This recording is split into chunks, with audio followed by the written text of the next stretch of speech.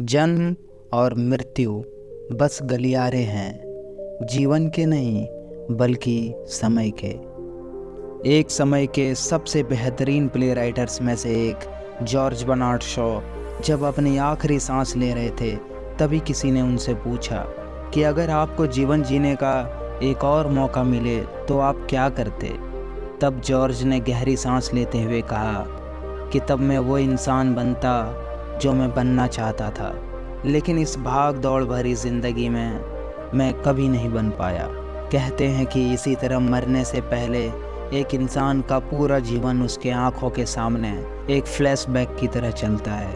और ज़रा सोचिए, अगर ये फ्लैशबैक सिर्फ दुखी करने वाला और पछतावे से भरा हो तो उस इंसान को कितनी तकलीफ़ होती होगी। लेकिन ये बातें उस वक्त सोचने से क्या फ़ायदा जब आप कुछ कर ही नहीं सकते। इसीलिए आज हम बात करेंगे ऑथर ब्रूनी वेयर की किताब the top 5 regrets of dying के बारे में। तो पूरा वीडियो ज़रूर देखिएगा। ये वीडियो बहुत इंटरेस्टिंग है क्योंकि इस वीडियो में हम ज़िंदगी के उस सच से रूबरू होंगे जिसे शायद हम नहीं जानते। ऑथर ब्राउनी वेयर ऑस्ट्रेलिया के एक हॉस्पिटल में नर्स की जॉब करती थी और उन पेशेंट का ख्याल रखती थी जो अपने लाइफ की आखिरी स्टेज में वहाँ आते थे। इन्हीं पेशेंट्स के साथ वक्त गुजार कर और बातें करके ब्राउनी को ये बात रियलाइज़ हुई कि हर इंसान को मरते वक्त किसी न किसी प्रकार का मन में पछतावा ज़रूर होता था। इस तरह जीवन की आखिरी सांस गिन रहे पेशेंट की सेवा करते हुए ब्राउनी को इस बात का एहसास हुआ कि ज़्यादातर पेशेंट के रिग्रेट्स बहुत सिमिलर थे और अपने साथ दुनिया के करोड़ों लोगों को इन पछतावों से बचाने का सपना देख ब्राउनी ने एक किताब लिखी। इस किताब में उन्होंने ऐसे 5 रिग्रेट्स के बारे में बताया ज़्यादातर लोगों को मरते वक्त होता है। I wish I had a courage to live a life true to myself, not the life other expected of me. लेखक कहती हैं कि ज़्यादातर लोगों को ये पछतावा होता है कि काश मैंने अपने ज़िंदगी को अपने हिसाब से जी होती, ये परवाह किए बिना कि ये लोग क्या सोचेंगे। मैंने वो प्रोफेशन चूज़ नहीं किया जो मेरे दिल को पसंद था। अगर मेरे साथी चार्टर्ड अकाउंटेंट या इंजीनियर बन के अच्छी कमाई कर रहे थे तो मुझे भी वही बनना पड़ेगा, भले ही मेरा सपना कलाकार बनने का हो या अपना स्टार्टअप शुरू करने का। लेकिन घर वालों और पड़ोस के चंद अनजान लोगों ने मेरा भविष्य तय कर दिया और मैं पूरी ज़िंदगी अपने काम से खुश नहीं रहा। आखिर मैं इस पछतावे के साथ रिटायर हुआ कि यार पैसे तो कमा लिए, सुकून कभी नहीं मिला। सिर्फ प्रोफेशन ही नहीं बल्कि हर चीज़ में इस मेंटलिटी से डेथ बेड पर लेटे उन पेशेंट को पछतावा होता था, जैसे कि ये कपड़े मत पहनो वरना लोग क्या सोचेंगे, यहाँ मत जाओ लोग क्या सोचेंगे, अपना लाइफ पार्टनर खुद मत चुनो वरना लोग क्या सोचेंगे, और न जाने क्या क्या। जब उन्हीं लोगों में से एक भी इंसान उनका हाल पूछने तक नहीं आता था। अगर आपको लगता है कि आप वो काम करना पसंद नहीं करते हैं जो आप कर रहे हैं, लेकिन आपके कंधे पर परिवार की जिम्मेदारी है, तो साइड से अपना पैशन को फॉलो करना शुरू कीजिए। और जब आपको यकीन हो जाए कि हाँ अब इससे इतनी आमदनी हो रही है कि जिससे मेरे परिवार की ज़रूरतें पूरी हो जाएंगी, तो फिर उस काम को अपना फुल टाइम बना लीजिए। अपने लिए सोच समझकर लाइफ पार्टनर चुनिए, अपनी ख्वाहिशें पूरी कीजिए, अपनी ज़िंदगी को वैसा बनाइए जो आपको पसंद है। क्योंकि अगर आप ये सोचेंगे कि लोग क्या कहेंगे तो आप भी वही जीवन जिएंगे जो आपको पसंद नहीं है, और आखिर में आपको पछतावा ही होगा कि काश मैंने खुद की सुनी होती। दूसरा रिग्रेट जो मरते हुए लोगों को होता है, oh I wish I hadn't work so hard. कि मरते वक्त ज़्यादातर मेल्स यानी पुरुषों का ये रिग्रेट्स होता था कि काश मैंने इतनी ज़्यादा मेहनत ना की होती। उन्हें ये रियलाइज़ होता है कि आखिरी में मैं अपनी पूरी ज़िंदगी काम और सिर्फ काम क्यों करता रहा। मैं बस पैसे कमाने में लगा रहा, अपने परिवार को समय नहीं दे पाया, बच्चों के बचपन में उनके साथ खेल नहीं पाया, मैंने अपने आप को भी समय नहीं दिया, न ही अपने स्वास्थ्य का ख्याल रख पाया। बस मैं भाग दौड़ करता रहा। मैंने अपना पूरा जीवन दूसरों को खुश करने के लिए या तो दूसरों को पीछे छोड़ने के लिए काम किया, लेकिन इस बीच अपनी ज़िंदगी जीना भूल गया। हालांकि यहाँ राइटर का ये कहना बिल्कुल नहीं है कि हार्ड वर्क मत करो, बल्कि ये कहना है कि काम के साथ आप खुद को भी समय दें, अपने परिवार को भी समय दें। जब शाम होते ही आपकी फैमिली आपका इंतज़ार करती है और आप घर नहीं पहुंचते हैं, तो ज़रा सोचिए उन्हें कैसा महसूस होता होगा। तीसरा पछतावा जो मरते वक्त ज़्यादातर लोगों का होता है, I wish I had the courage to express my feelings, यानी काश मुझ में मेरी भावनाओं को व्यक्त करने का साहस होता।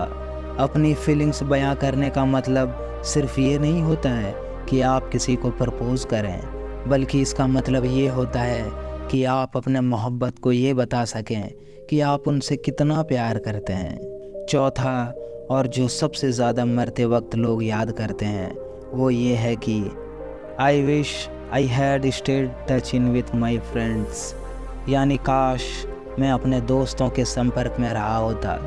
अपने जीवन की भाग दौड़ में कई बार हम अपने उन दोस्तों को पीछे छोड़ देते हैं। वो दोस्त जिनके साथ हमने अपना बचपन बिताया था, वो दोस्त जिनके साथ हमने स्कूल लाइफ में मज़े किए थे, वो दोस्त जो हमें परिवार से भी ज़्यादा जानते थे, वो दोस्त जो जीवन के हर दुख में हमारे साथ खड़े थे।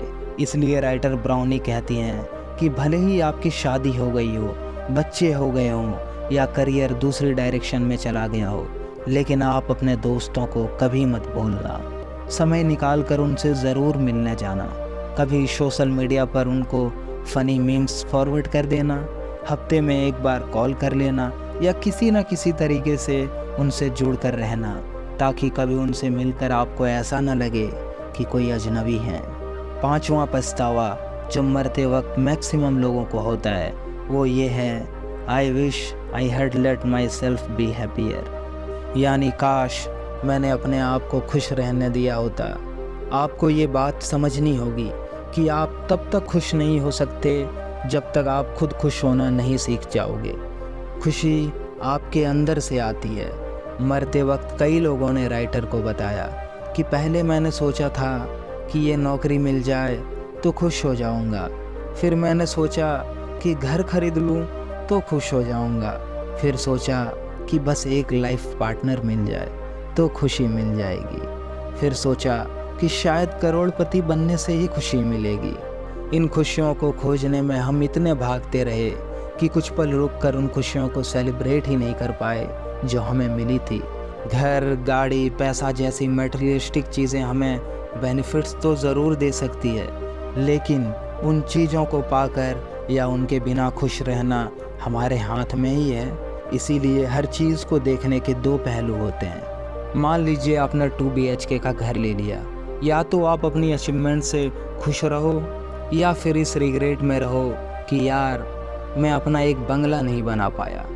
कोई इंसान आपकी ज़िंदगी से चला गया तो उसके जाने के दुख में खुद को डिप्रेस कर दो, या फिर ये सोचो कि उस इंसान के साथ मैंने कितने बेहतरीन पल बिताए थे, वो इंसान कितना अच्छा था, और उस इंसान को आपकी लाइफ में भेजने के लिए चेहरे पर मुस्कान के साथ उस ऊपर वाले का मैं धन्यवाद करता हूँ। इस 5वें रिग्रेट्स का सॉल्यूशन पहले बताए 4 रिग्रेट्स से मिलता है।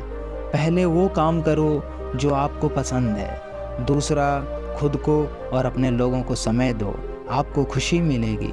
तीसरा, अपनी फीलिंग्स को एक्सप्रेस करो, आपको खुशी मिलेगी। चौथा, अपने दोस्तों से मिलते रहो, आपको बहुत खुशी मिलेगी। मरते वक्त कई लोगों ने बताया कि काश मैंने समय रहते अपने स्वास्थ्य पर ध्यान दिया होता। हम सब चाहते हैं कि हमारे पास बड़ा घर हो, अच्छी गाड़ी हो, ब्रांडेड कपड़े हो, सुख शांति हो, और इन्हीं चीज़ों का सुख भोगने और दूसरे की नज़र में बड़ा बनने के लिए हम दिन रात ज़्यादा से ज़्यादा पैसे कमाने की होड़ में लगे रहते हैं। हम पैसा इकट्ठा करके ईंट पत्थर का बड़ा घर तो बना लेते हैं, लेकिन अपने शरीर जैसे घर को स्वस्थ और मजबूत बनाने पर बिल्कुल भी ध्यान नहीं देते। हम अपने लिए ये सोचने का भी समय नहीं निकाल पाते कि जिस शरीर से हम इतना काम लेते हैं उसको पौष्टिक आहार मिल रहा है या नहीं। लगातार अपनी सेहत को नज़रअंदाज करने का परिणाम ये होता है कि धीरे धीरे हमारा शरीर कमज़ोर होता जाता है और कई तरह की बीमारियां जकड़ लेती है। अगर आप भी केवल तली भुनी और मसालेदार चीज़ों को पसंद करते हैं तो वह दिन दूर नहीं जब आपको डायबिटीज़, मोटापा, अस्थमा और हार्ट अटैक जैसी तमाम बीमारियों से ग्रसित होकर अस्पताल के चक्कर काट रहे होंगे। समय रहते सेहत के प्रति सचेत होना बहुत ज़रूरी है। जीवन में सबसे महत्वपूर्ण चीज़ स्वास्थ्य, परिवार, दोस्त और इन पर खर्च करने वाला समय होता है। हर मनुष्य अपना स्वास्थ्य खुद ही लिखता है। हमारा शरीर बागीचे की तरह है और हमारी इच्छाएं बागवान की तरह होती है। इसलिए हम तो आपसे इतना ही कहेंगे कि इस ज़िंदगी को ऐसे जियो कि आप इस ज़िंदगी के आखिरी पल को जी रहे हो। और जब आप इस ज़िंदगी के आखिरी पल को जी रहे हो तो आपको अपनी लाइफ से कोई शिकायत ना हो और चेहरे पर मुस्कान लिए आप खुशी खुशी इस दुनिया को अलविदा कह सके। इस वीडियो से हम आपको डिप्रेस नहीं करना चाहते और न ही ये कहना चाहते हैं कि आप हमेशा अपने जीवन के अंत के बारे में सोचो। बस इतना कहना चाहता हूँ कि आज से अपने जीवन को बेहतर बनाइए। आज से ही आप अपनी लाइफ को खुशनुमा बनाने के लिए कौन कौन से कदम लेने वाले हैं कमेंट करके ज़रूर बताइएगा। और अगर आपको ये वीडियो पसंद आया तो लाइक और शेयर करें। ऐसे ही और इंटरेस्टिंग और नॉलेज के वीडियोस आप तक पहुंचते रहे तो मेरे चैनल को सब्सक्राइब कर लीजिए। धन्यवाद। मिलते हैं अगली वीडियो में।